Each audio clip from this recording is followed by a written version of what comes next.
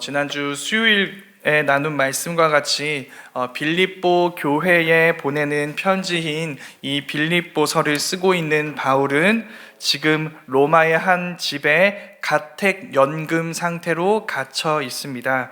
감옥에 갇힌 상태에서 편지를 주고받는 사이면 그냥 보통 사이는 아니겠죠. 거기서 볼 수 있는 것처럼 빌립보 교회와 바울은 매우 친밀한 관계를 갖고 있습니다. 빌립보 교회는 그런 바울과 친밀한 관계를 누리고 있는 교회입니다. 빌립보 교회는 바울이 1차 선교 여행 때 세워진 교회입니다. 사실 선교 당시에 빌립보에서는 바울이 그렇게 큰 열매를 거두지 못했어요. 그러나 이후에 빌립보 교회는 되게 엄청 건강하게 성장하게 됩니다. 빌립보서 첫 부분에서 바울이 빌립보 교회에 쓰는 인사말을 보면은 성도들에게라고 하는 말 뒤에도 집사와 장로들에게, 감독들에게 이런 말이 붙어 있는 것을 볼 수 있습니다. 이런 여러 직분들이 있다는 것은 지금 교회 규모가 작다는 걸까요? 크다는 걸까요? 네, 크다는 것을 알 수 있죠. 네, 빌립보 교회는 바울이 첫 번째 사역했을 때와는 전혀 다른 교회가 되어 있습니다. 그런데 이런 양적인 성장만 있었던 것은 아닙니다. 빌립보 교회는 지금 감옥에 갇힌 바울의 소식을 듣고 유일하게 바울을 도와준 교회입니다. 유일하게 바울의 마음을 알아주고 그의 고통을 함께 느끼며 이 고통을 덜어주기 원하는 교회가 바로 빌립보 교회였던 것이죠. 성도님들은 그런 빌립보 교회였던 적이 있으신가요? 하나님은 늘 우리를 그런 자리로 부르시는 것 같습니다. 아무도 기억해 주지 못하는 성도들을 이 시간 우리가 함께 기억하고 그들의 이름을 부르며 하나님께 간구하는 이 빌립보 교회 자리로 주님은 인도하시는 것입니다. 그래서 바울은 빌립보 교회의 선물을 받고 빌립보 교회에 편지를 쓰고 있습니다. 세 가지 이유 때문이라고 나눴습니다. 첫 번째는 이 선물에 감사하는 마음을 표현하기 위해서입니다. 두 번째는 빌립보 교회에 이 헌금을 전달하는 에바브로디도가 바울에게 와서 엄청나게 아프게 되는데 에바브로디도의 투병 소식 때문에 염려하고 있을지 모르는 이 빌립보 교회를 안심시키기 위해서 두 번째 이유로 안심시키기 위해서 편지를 썼습니다. 마지막 세 번째 이유는 에바브로디도가 바울을 찾아왔을 때 그냥 찾아온 게 아닙니다. 빌립보 교회 안에 있었던 문제들을 들고 바울에게 찾아왔습니다. 이 문제를 어떻게 해결해야 할까요? 바울 선생님 가르쳐 주십시오. 거기에 답하기 위해서 지금 빌립보서를 쓰고 있는 것입니다. 오늘 말씀은 이 세 가지 이유 중에 마지막 세 번째 이유, 빌립보 교회가 갖고 있었던 내적인 갈등과 외적인 핍박에 대해 답하는 내용으로 이루어져 있습니다. 지금 바울은 빌립보 교회가 겪고 있는 이 어려움에 대해서 답하고 있는 중인 것이죠. 가장 먼저 바울이 꺼내는 이야기는 자기 이야기입니다. 자기 이야기. 바울은 왜 지금 자기 이야기를 하고 있는 것일까요? 지금 빌립보 교회가 만난 문제가 바울이 만난 문제와 굉장히 유사하기 때문입니다. 지금 빌립보 교회가 싸우고 있는 싸움과 바울이 싸우고 있는 이 싸움이 굉장히 유사한 것이죠. 그래서 바울이 그 문제에 대해서 어떻게 맞섰는지, 이 싸움에서 어떻게 이 싸움을 감당했는지를 말하는 것이 곧 어떤 이야기가 될까요? 빌립보 교회가 겪고 있는 문제에 대한 해답이 되고 빌립보 교회가 이 싸움을 어떻게 감당해야 할지에 대한 답이 되는 것이죠. 그 말은 이런 말입니다. 바울은 지금 감옥에 있기 때문에 빌립보 교회에 답을 줄 수 있습니다. 내가 고난을 겪어보았기 때문에 고난당하는 빌립보 교회를 도울 수 있게 된 것이죠. 이게 오늘 말씀의 첫 번째 메시지입니다. 고난은 우리를 그 고난을 당하는 다른 성도들을 위한 메시지로 만든다는 것이죠. 이렇게 설교를 들을 때 우리는 하나님의 음성을 듣는 것 같다는 느낌을 가질 때가 많이 있습니다. 저만 그렇군요. 네, 자주 그러시죠? 네, 자주 그러시잖아요. 근데 그보다 더 자주 우리는 순모임에서 또 순모임 같은 여러 소그룹들에서 주님이 내게 말씀하신다는 느낌을 가질 때가 있습니다. 언제일까요? 내가 겪는 이 고난을 이미 지나온 순원들이 있어요. 이미 지나온 순장님들이 계시는 것이죠. 그분들이 나눔을 합니다. 내가 갖고 있는 이 고난에 대해서 자기도 이런 고난을 겪었는데 이렇게 통과했다라는 나눔을 합니다. 그때 하나님이 나에게 글을 통해 답을 주시고 위로를 주신다는 느낌을 받게 되는 것이죠. 그때 우리는 우리의 삶이 서로 연결되어 있다는 것을 느끼게 됩니다. 우리는 한 교회이기 때문에 하나님께서는 지금 내 삶에 답하시기 위해 나보다 먼저 나와 같은 일을 겪은 성도님들을 나와 함께 붙여주신 것이죠. 그를 통해 나에게 말씀하기 원하시기 때문에, 그래서 하나님이 그를 통해 나에게 내 기도에 응답하신다는 이 경험이 우리 가운데 이루어지게 되는 것입니다. 그런 일들을 겪어보지 못하셨을 분들도 있을 줄 압니다. 그런데 실망하실 필요가 없는 게, 지금 성도님들이 인식하지는 못하고 있을지 모르지만 지금 그 답이 되어주시고 계실 수 있습니다. 나에게는 뭐 더 이상 특별한 이야기가 아닌데, 뭔가 새롭지 않은 이야기인데 너무 당연한 이야기야, 뭐 그렇게 특별하지 않아 라는 그런 삶의 이야기가 누군가에게는 기도 응답이 될 수 있는 것이죠. 하나님이 말씀하시는 통로가 될 수 있는 것입니다. 하나님은 지금도 그렇게 우리 가운데 일하고 계시고 그렇게 말씀하시는 분이신 것입니다. 그래서 우리 모두 다 기억해야 합니다. 우리가 여러 다양한 삶의 문제 앞에서 우리의 믿음을 지켜낼 때 우리는 우리의 믿음만 지켜내는 것이 아닙니다. 우리는 지금 서로를 지켜내고 있는 중인 것이죠. 우리를 보며 오늘 하루를 믿음으로 살아내는 성도들을 지켜내고 있는 것입니다. 우리의 삶을 통해 복음이 이런 거구나 라는 것을 목격하고 있는 사람들이 있습니다. 하나님이 우리 한 사람 한 사람을 다른 성도들을 지키기 위한 메시지로 사용하시는 분이시기 때문에, 그렇게 우리는 나를 지켜내므로 서로를 지켜내는 사람들인 것입니다. 지금 이 시간이, 이 기도 시간이 그렇습니다. 우리가 이 기도의 자리에 있어서 이 시간 은혜가 필요한 누군가의 이름이 하나님의 귀에 들려지게 됩니다. 그런데 그건 단순히 그 사람들에게만 좋은 일은 아닙니다. 우리는 그들을 위해 기도함으로 우리 자신을 지켜내는 중입니다. 왜냐하면 우리의 정체성은 지금 다른 성도를 섬기는 교회이기 때문이죠. 다른 성도들을 위해 기도할 때에만 우리는 그런 정체성을 지켜낼 수 있는 것입니다. 그래서 우리 모두가 우리를 지켜내므로 서로를 지켜내고, 서로를 지켜내므로 우리를 지켜낼 수 있었으면 좋겠습니다. 그게 바로 바울이 지금 보여주고 있는 교회의 모습이기 때문이죠. 바울은 지금 빌립보 교회가 알기 원하는 것이 있다고 이야기합니다. 그 일은 지금 바울이 당한 일, 무슨 일이죠? 감옥에 갇혀 있는 일이죠. 그 일, 감옥에 갇힌 일 자체가 아니라 이 일에 대한 해석을 알려주기 원합니다. 근데 이 해석은 빌립보 교회가 이미 갖고 있는 것이죠. 성도님들은 어떻게 해석하시나요? 바울이 지금 갇혀 있습니다. 좋은 일인가요? 나쁜 일인가요? 당연히, 이거 너무 쉬운 질문이죠. 당연히 나쁜 일이죠. 어떻게 바울이 감옥에 있는 것이 좋은 일이 될 수 있겠어요? 이건 물론 바울에게 좋지 않은 일이기도 하지만 전체 크게 본다면 교회 전체적으로도 굉장히 좋지 않은 일입니다. 바울이 갇혀 있다면 선교를 할 수가 없죠. 교회, 지금 이미 세운 교회들을 돌볼 수가 없습니다. 아직 그의 복음이 필요한 교회가 너무나도 많이 있어요. 바울을 바라보면서 이 문제를 어떻게 해결해야 하지 하고 고민하고 있는 빌립보 교회 같은 교회들이 굉장히 많이 있습니다. 근데 바울은 감옥에 있어요. 바울을 통해 세워질 교회와 세워진 교회 모두 지금 위기 속에 있는 것입니다. 또 하나, 지금 바울이 감옥에 갇힌 것은 많은 사람들에게 메시지가 되고 있습니다. 바울처럼 복음을 전하면 어떻게 된다는 건가요? 감옥에 간다는 것이죠. 바울처럼 복음을 전하기는 하지만 두려워하고 있는 이들이 바울의 감옥에 갇혔다는 소식을 듣게 되면 어떤 일이 일어나게 될까요? 자기들의 흔들리고 있던 사명이 완전히 무너지게 되겠죠. 역시 내 생각이 맞았구나. 복음을 전하면 감옥에 가는 거구나. 그래, 맞는 거였어. 그래, 저렇게 되기 전에 사역을 접자.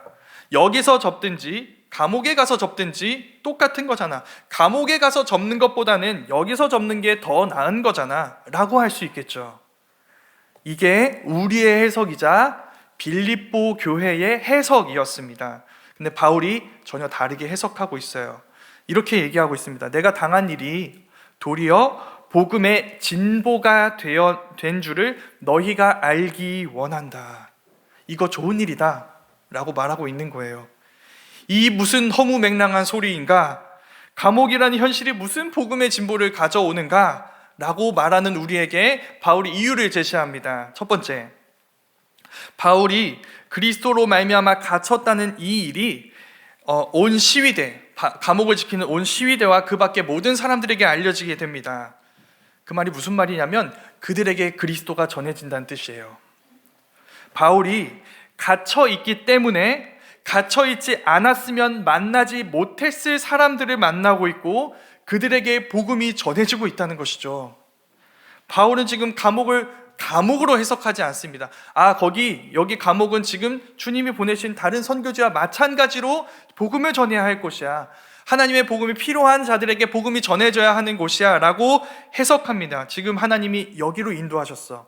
여기로 부르셨어. 여기서 나와 함께 하고 계셔 라고 해석하는 것이죠. 그래서 여기서 바울은 새로운 복음 전파의 기회를 포착해서 그들에게 복음을 전하고 있는 것입니다. 여기 감옥에서도 복음의 진보가 이루어지고 있는 것이죠. 이보다 더 큰 복음의 진보가 이 감옥 밖에서 일어나게 됩니다. 우리 앞에서 나눴던 내용이죠. 바울이 갇힌 것은 다른 사역자들에게 위협이 될 만한 메시지가 아닌가. 안 그래도 지금 이 사역 때문에 힘들어하고 있는 이들이 찬물을 끼얹은 듯이 이제 사명 포기라고 해야 되는 상황 아닌가. 이런 우리의 생각과 정반대되는 일이 지금 일어나고 있습니다. 바울의 투옥 소식이 알려지자 갑자기 수많은 형제들이 일어납니다. 깨어나기 시작해요. 복음 전하기를 망설이고 있었던 자들이 일어나서 함께 연합해 함께 복음을 전하고 있는 것이죠. 이게 무슨 일일까요? 지금 이 사람들은 원래 용기를 가졌던 사람들이 아니었어요. 망설이고 있는 사람들입니다. 겁을 먹었어요. 바울을 보면서 여러 망설이는 일들을 이들은 목격한 것이죠. 복음을 전하게 되면 오게 되는 여러 손해들이 있습니다. 복음을 전하면 수많은 적들이 생깁니다. 핍박을 받아요. 마침내 감옥에도 갈 수 있다는 것을 다 바울이 보여줬어요. 바울이 핍박을 당했거든요. 적을 만났거든요. 지금 감옥에 갇혀 있죠.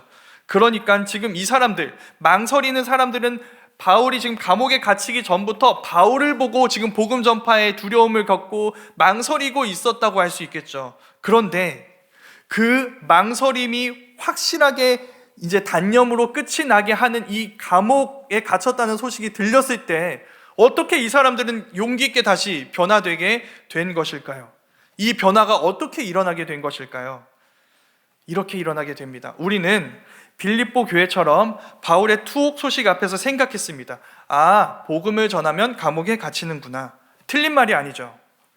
근데 그 사실이 이렇게 해석됩니다.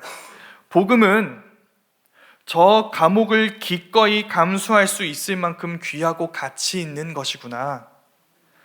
그런 복음을 위해서라면 내 삶을 헌신하는 것이 아깝지 않다. 그래서 망설이던 그들은 머뭇거림을 끝내고 마침내 자기의 삶을 복음 전파에 바치게 된 것입니다. 여기서 알 수 있습니다.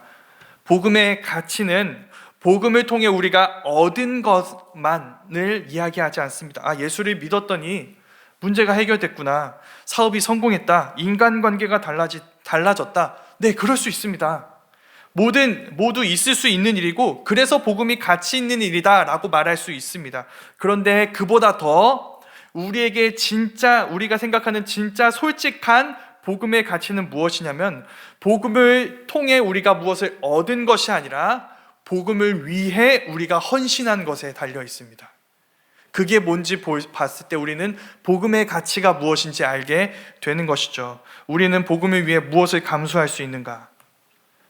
그것이 복음의 가치에 대한 우리의 고백인 것입니다. 보통 이런 메시지 들으시면 두려워지죠.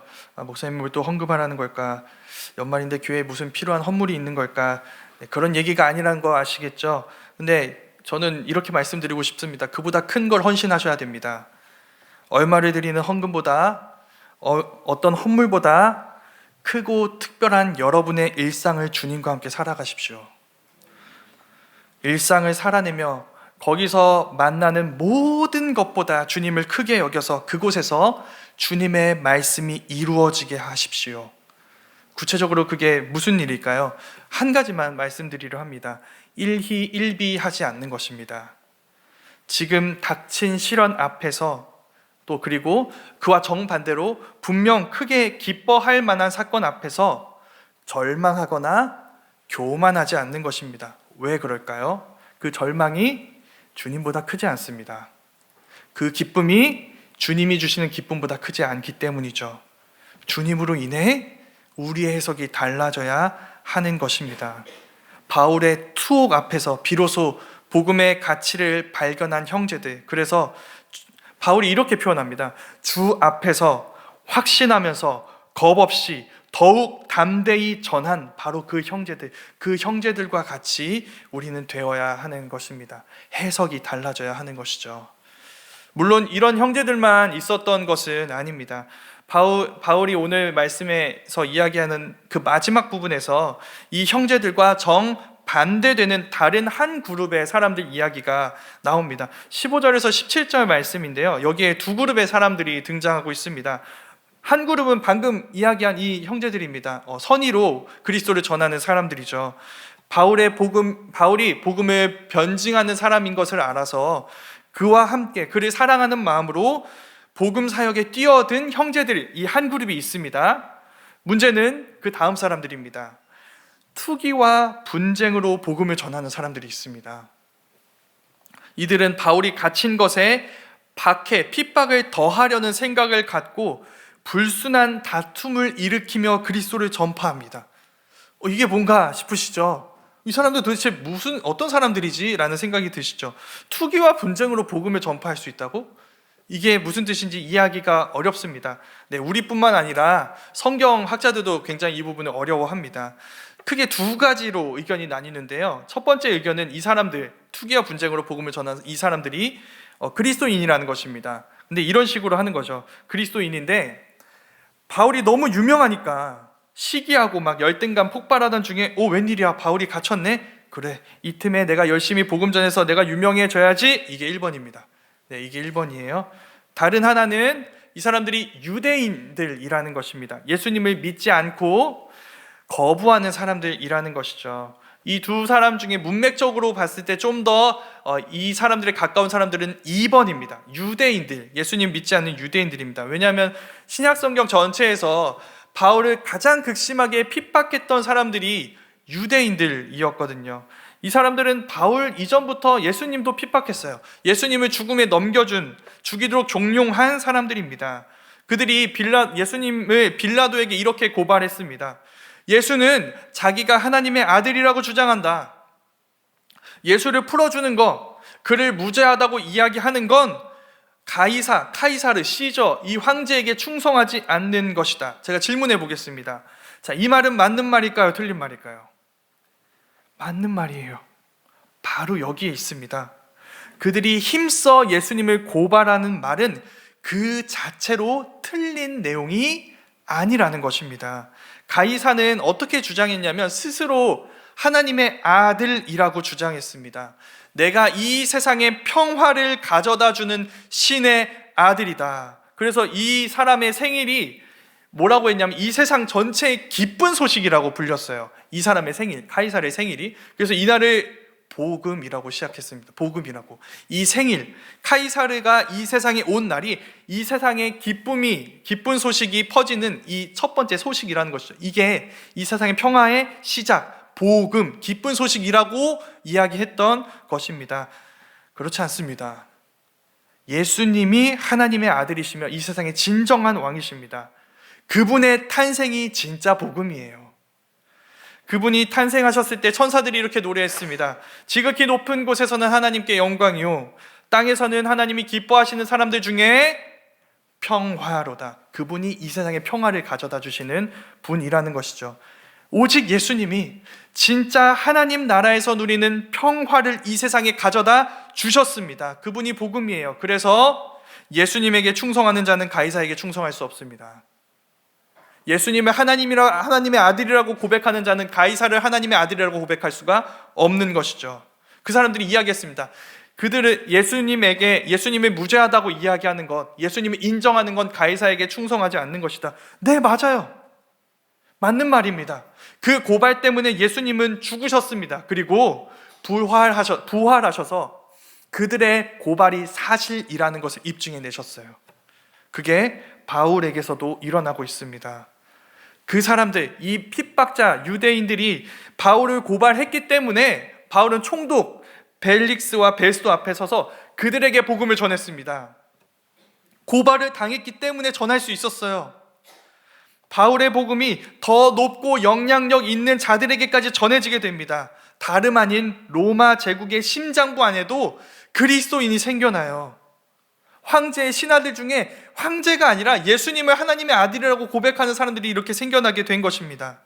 그들은 예수님을 고발했던 그 방식으로 바울을 이렇게 고발했습니다. 사도행전 17장 7절 말씀에서 이렇게 이야기합니다. 이 사람들이 다 가이사의 명을 거역하여 말하되 다른 임금 곧 예수라 하는 이가 있다 하더이다 하니, 이거 우리가 지금 이미 앞에서 살펴본 내용이죠. 이 사람들이 다 가이사의 명령을 거역하면서 이렇게 말합니다. 다른 임금이 있다고 합니다. 예수가 그 다른 임금이라고 합니다. 이렇게 고발을 한 거예요. 여기에 대해서 바울이 어떻게 반응한 것이죠? 아멘. 네, 그 말이 맞습니다. 그게 내가 전하는 복음입니다. 여러분을 통해 그 복음이 전해져 나는 기쁩니다. 그 핍박자들이 전혀 예상할 수 없었던 반응이었던 것이죠. 그래서 바울이 이렇게 말합니다. 우리가 읽은 말씀 가장 마지막 절 18절 말씀인데 제가 읽어보겠습니다. 그러면 무엇이냐? 거칠애로 하나 참으로 하나 무슨 방도로 하든지 전파되는 것은 그리스도니 이로써 나는 기뻐하고 또한 기뻐하리라. 바울이 갇혔으니까 우리가 이겼다, 승리했다, 야, 더 열심히 고발하자라고 고발하는 저 유대인들을 통해 복음이 전해지게 하시는 주님을 기뻐합니다. 내가 갇혔다고 갇혀지지 않으시는 주님과 그분의 나라가 전파되는 것을 놀라워하고 있어요. 그 기쁨과 경의를 지금 우리는 보게 됩니다. 그게 오늘 말씀의 결론입니다. 우리에겐 지금 이런 기쁨이 있습니까? 내 상황 너머에서 내 생각과 다른 이 절망해야 하는 상황 속에서 우리는 이 절망해야 하는 상황 속에서도 나보다 지혜로우신 주님께서 일하고 계시다는 것을 우리는 발견하고 인정하고 있습니까? 우리의 절망은 자주 우리의 눈을 어둡게 만듭니다. 우리에게 어려운 일이 일어났다면 하나님 나라도 망한 것입니다. 하나님도 망한 것입니다. 그 어둠 때문에 보지 못하는 것을 오늘 말씀이 밝혀주고 있는 것이죠. 절망 속에서도 일하시는 하나님을 바라보라고 말이에요. 내가 갇힌 일 때문에 복음의 진보가 일어난 것을 너희가 알기 원한다, 이렇게 이야기하고 있는 것입니다. 이 절망을 우리와 다르게 해석하시는 이 주님의 시선을 따라가라고 오늘 말씀이 우리에게 이야기하고 있는 것입니다. 주님이 일하고 계십니다. 내가 절망하는 지금도 말이에요. 주님은 무너지지 않으셨습니다. 내가 무너진 지금 이 상황에서도 말이에요. 오늘 우리가 가지고 온 기도 제목들, 눈물로 얼룩져 있고 상처와 한숨으로 가득한 그 기도 제목들을 통해서도 주님은 주님의 일을 행하고 계십니다. 우리는 그 일하심에 동참하고 주님과 함께하는 중입니다. 그래서 우리는 고백할 수 있습니다. 나는 기뻐하고 기뻐하리라. 우리의 상황밖에 보지 못하는 이들은 볼 수 없는 주님의 일을 발견하고 바라보며 나는 기뻐하고 앞으로도 기뻐할 것이다, 그 기쁨이 우리의 고백이 되기를 간절히 소망합니다. 한 가지만 더 나누고자 합니다. 우리가 서로에게 그 기쁨이 되어줄 수 있었으면 좋겠습니다. 바울의 투옥 소식 앞에서 일어난 일들이 있었습니다. 주 안에서 확신하면서 겁없이 담대하게 바울이 갇혀있자 멈춰진 그 일을 이어가는, 함께하는 사람들이 있었던 것이죠. 그들이 바울의 기쁨이 되어주고 있습니다. 그와 같이 우리가 우리 서로의 기쁨이 되어주며 함께 주의 일을 감당해주고 서로의 기댈 곳이 되어주었으면 좋겠습니다. 그래서 서로로 인해 기뻐하고 기뻐하겠다 말할 수 있는 우리 교회가 될 수 있기를 간절히 소망합니다. 아멘. 우리 이 시간 함께 찬양